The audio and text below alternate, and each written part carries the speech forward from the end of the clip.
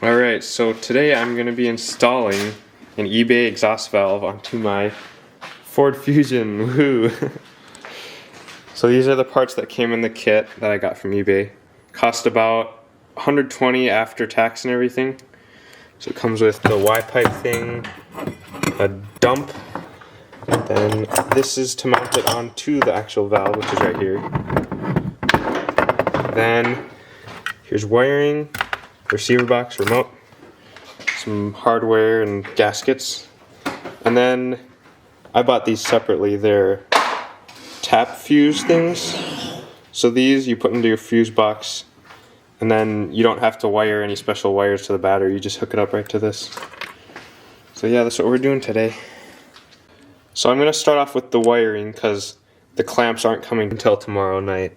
So for the wiring, we are going to tap this into one of the spots on the fuse block. But we wanted to figure out which one's turned on with the ignition. If you take your test light and hook it up to the negative terminal, and you can test these ones, you can see. So these ones do not turn on, as you can see. But once the ignition is on, they all turn on. Which is different with these ones on top here. These ones stay on the whole time. As you can see, the ignition's off right now.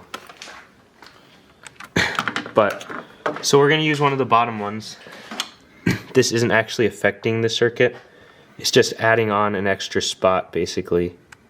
One thing we got to make sure is to figure out which side is the hot side. Because on this, the terminal on the left side, from what you can see, is what the positive goes to. So the positive wire comes off the left side, and the right side of the terminals goes to the ground. So you got to make sure you're on the positive, otherwise it won't work. Alright, so for wiring it up, because I'm using the fuse tap, which is right here, I figured out which side was the positive. I just plugged it in, put the fuses in it, then used the test light on it, and it was good. So, because I'm using that, I'm not going to be using this junky 12-volt plug, so I'm just going to snip it. Snipped off. Now I'll strip that back a little more and then put it in there. Alright, so I got it wired up. It's a little sketchy as the wires coming off of the receiver are tiny, but got this hooked up to the fuse block, this onto a little ground here, and the ignition is on right now, and we're going to see if it opens. And it works. See the remote here. Nice. Okay, so here's all the wiring finished up. I got the box kind of just stuffed in there. I might attach it to somewhere else later, but it's probably good where it is. Got it grounded up here. Got some electrical tape to help keep it from coming apart and stuff. So here we got it kind of just put together really quick. Not completely tightened down or anything, just so we can see where it's going to end up down here. So I'm thinking about right here should be good. And it seems like it should clear everything once we get this metal piece bent back or cut off, whichever we decide to do. Alright, so I got it taped off, kind of marked around where it should be. So I'm going to go ahead and cut it now.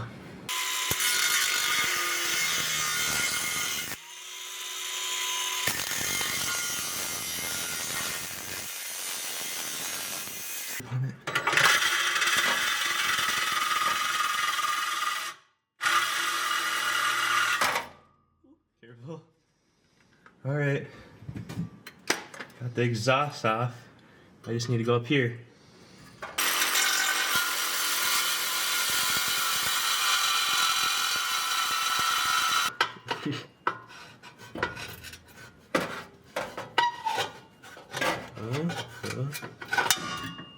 I guess that works.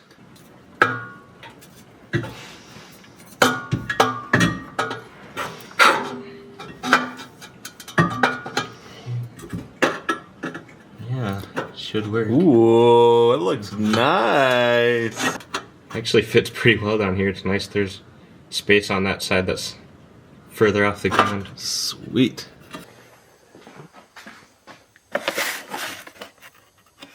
So today the clamps came. Woohoo! 2 of them. They feel decent quality, which is good. I think I only paid like 15 bucks for them. 2¼ inch. So I'm gonna be finishing it up here. I'll show you once I'm finished what I did for all the wiring. But gotta get all these bolts tightened up. You can kind of see how this goes here. There's the main pipe, gasket, valve, gasket, then the end adapter thing. Then the dump goes to that. So I'll be tightening this all up. Then I should just clamp it on, plug it in, tidy up the wiring a tiny bit because there's a little bit of slack. But once I get that done, it should be good to go. So here are what the clamps look like assembled. Might be kind of hard to see because of the lighting right now. But that's what the clamps look like. So before I slip the pipe in, I'm going to slide the clamps on so that I don't have to put it around afterwards. But actually, I'm gonna pull this tape off first. Ooh, might want to clean that up a little first actually.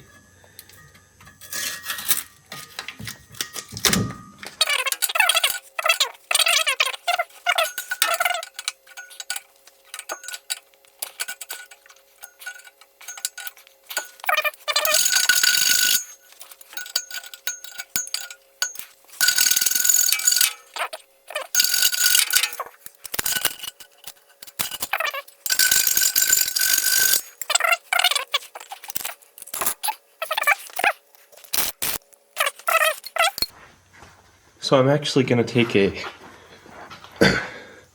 a jack stand, an extra one we have, and put it up to make the exhaust installing a little easier.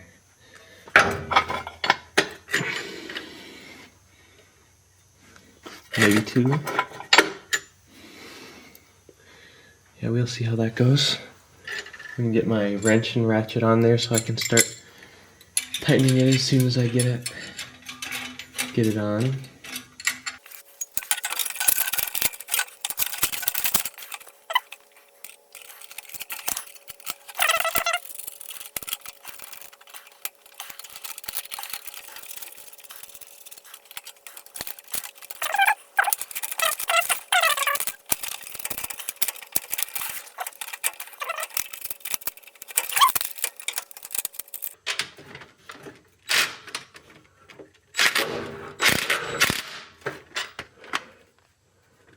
Alright, that's kind of started.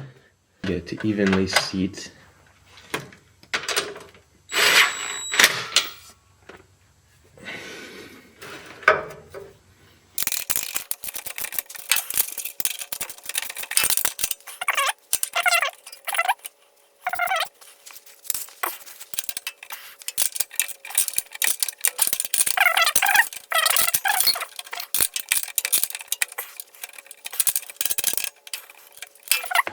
Alright, I'm gonna go and start tightening the other side now.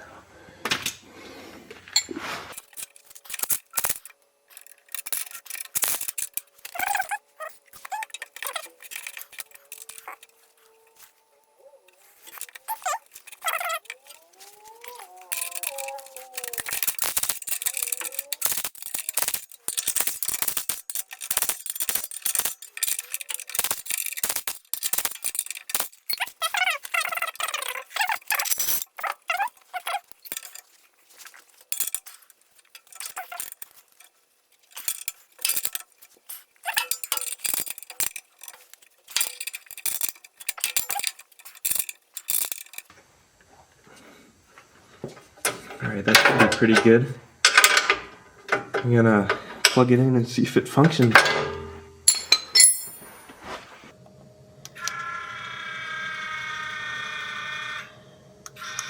It should be good. Now I'll just finish zip tying the wiring up there, kind of tidy it up, and then give her a start and see how she works. Alright guys, so got it all done. Don't forget to tighten up the clamp for the dump. So for the wiring, I kind of went up over the parking brake line, then over, plugged it in. Every time there's one of those holes, I would drill a smaller hole that's just big enough to get a zip tie on the perpendicular side from it. So then I could run zip tie up and in out here, then just zip tie the wire right up. And that seemed to work well.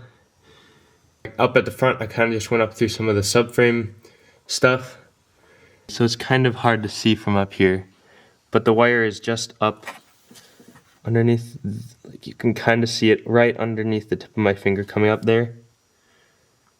So up kind of behind some of these lines, behind the AC lines, then up, I ran it up to here.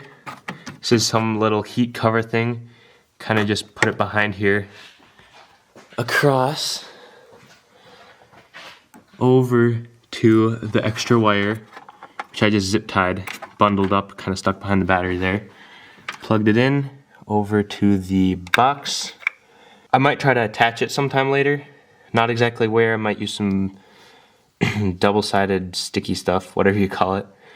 But then the wiring back into here, I showed you all that. And it should be good.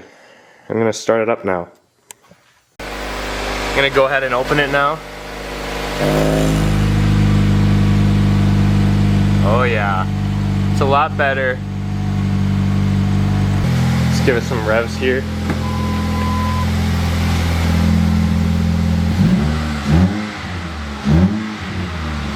Then I'll close it here.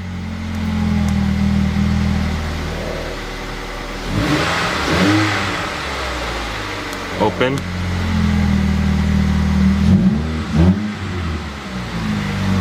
There's a tiny bit coming out of the exhaust even though it's open. Now it's closed. Open.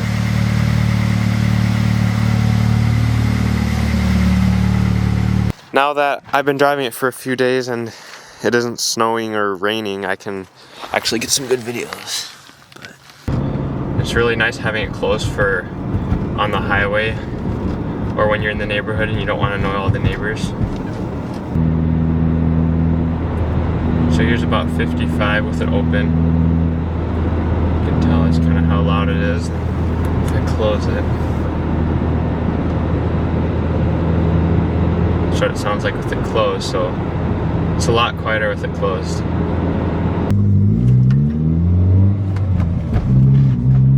And it burbles between shifts too. It's hard to tell from in the car, but especially with the camera.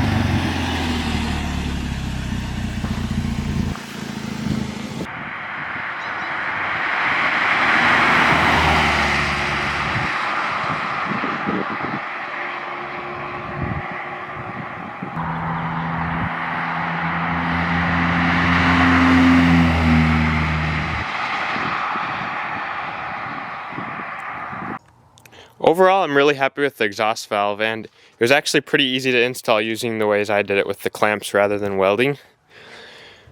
But I would recommend it to anyone wanting to have a loud car but not always being loud, because sometimes that can get annoying for highway driving and stuff, or you just want it to be quiet at times. So thanks for watching, and I'll see you in the next one.